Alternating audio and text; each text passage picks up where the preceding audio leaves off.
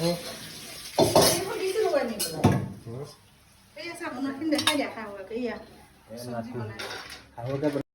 এয়া শাহুৱেকে ৰাতিপুৱাৰ পৰা কামত লাগি আছে।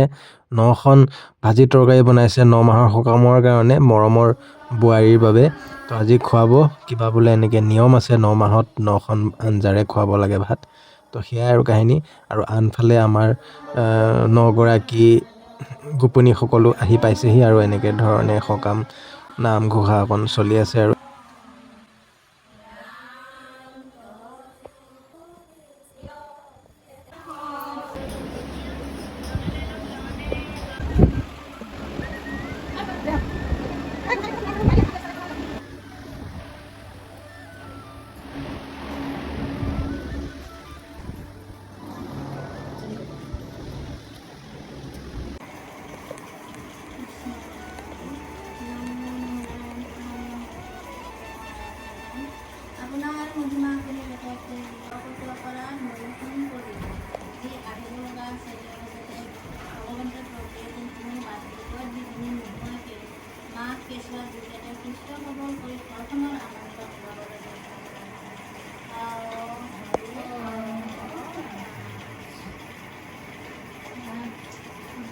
নখন তৰকাৰী ভাত বনোৱা হৈছে 9 মাহত খাই লওক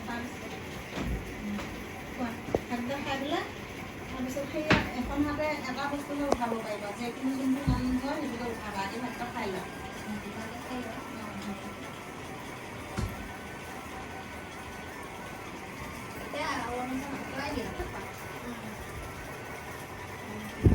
তো এয়া 9খন আঞ্জাৰে মোৰ মানুহজনীয়ে ভাত খাই আছে।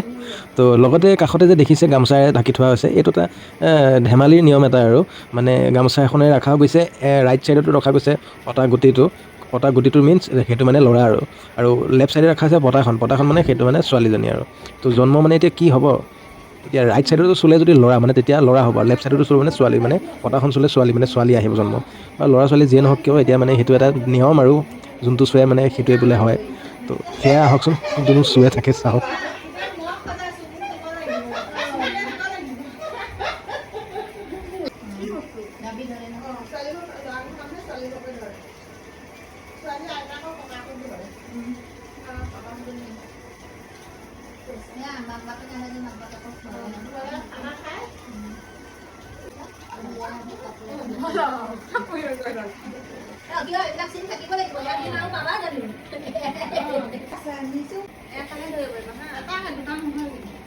তোমাৰ মনে যোনটো ধৰে মই এইটো কৰিম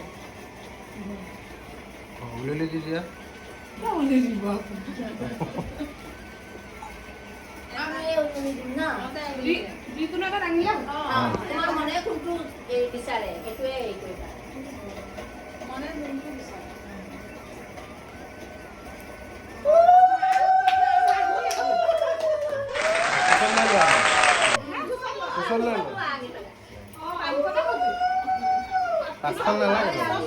ভগৱানে সেয়াই হেৰি কৰিছে দেই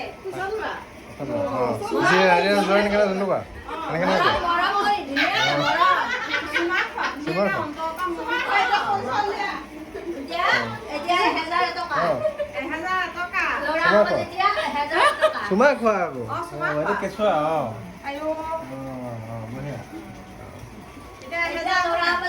এতিয়া টোপনি নিয়া খুৱাই থৈ দিয়া আৰু আস্তে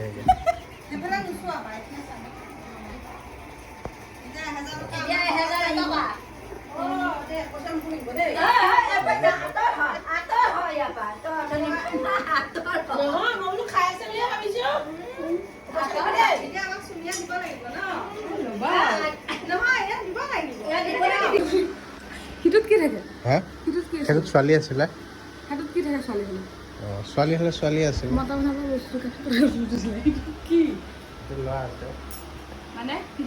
সেইটোত ছোৱালী আছিলে বস্তুটো কি থাকে ভিতৰত ভিতৰত থাকে আৰু সেইটো ক'ব নাপায় নহয়